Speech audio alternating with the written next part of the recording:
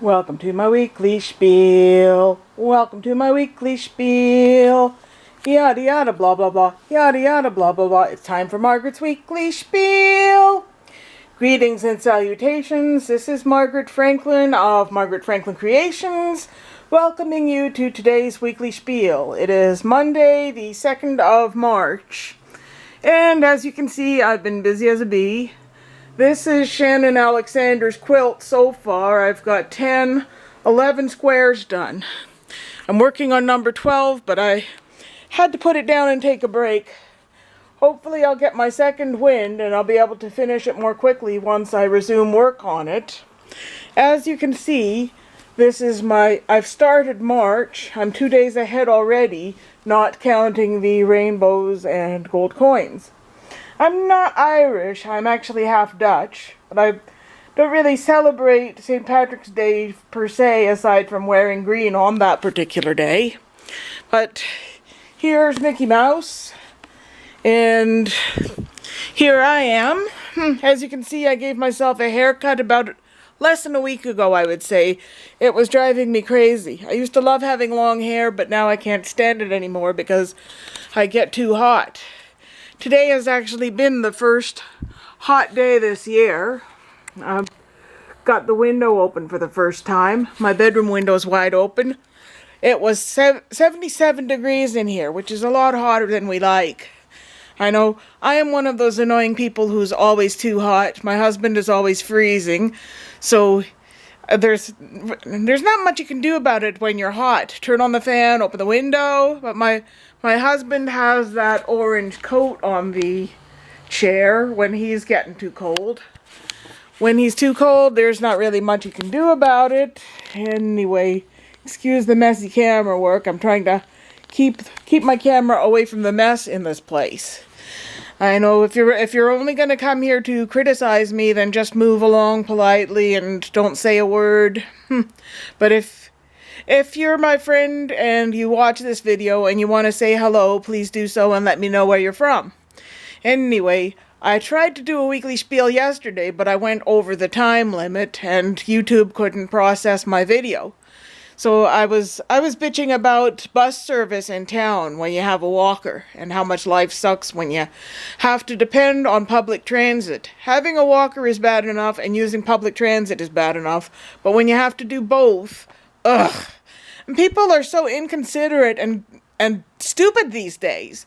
They just don't think. They get on the bus with their noses buried in their cell phone, and I would have a nickel for every time somebody bumped me. Once it was bad enough that it startled me and made me scream, and she just looked at me. I don't think she even apologized. If looks could kill, I just gave her a hard glare.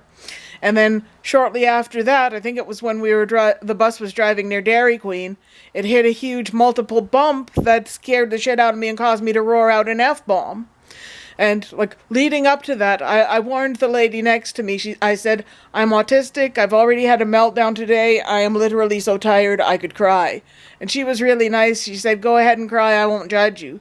And we started having a really nice conversation. I was telling her about my day. I had a meltdown in art group when everything just got to be too much. Jeanette and we prefer to be alone in the room at the back, because it's not as noisy as all the other people yakety-yakking away. But I had to make several trips to get our stuff because it wasn't set up for us.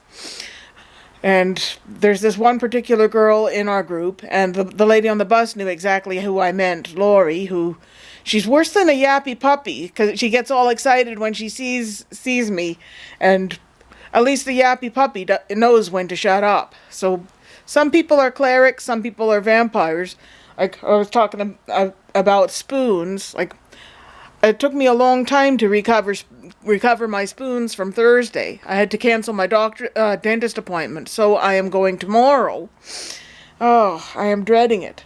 Going out for anything nowadays just feels like I'm going off to a major battle. I miss when the world wasn't quite so hectic. Before the pandemic, everything was fine. And then I think people are like a bottle of ginger ale that's been shaken up. Once they're allowed to be out in public, it's like they descend upon everything like locusts. The one time that Niagara Falls was open during the pandemic, it seemed more busy than usual, even when my husband and I were on honeymoon, which was July 13th of 2002. It wasn't as hectic as it was in 2000. And plus, it's harder to have fun when you're having to wear a stupid mask. I am so glad that those days are over. Anyway, I've shown you my latest projects, and I've been really praying that by the time Shannon's project is over, I will have 2 or 3 other orders. 2 years ago at this time, 3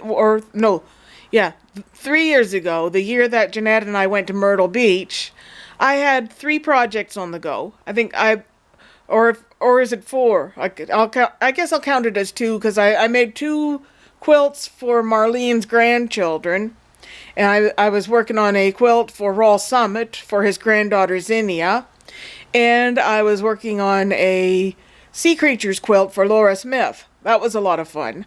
I would like to make some quilts with all seahorses or all mermaids, or, well, I have some squares drawn up with Joe Leonard's Euro Disney horses. So I am really hoping that people will order more quilts. Plus, I hope to have some new ones on display by next fall, because 2027 is the next Quilters Guild show. Anyway, how long have I been talking? 6 minutes and 31 seconds. Well, I think I've pretty much said what I've had to for now, so bye-bye. Be back soon. Thanks for watching Weekly Spiel.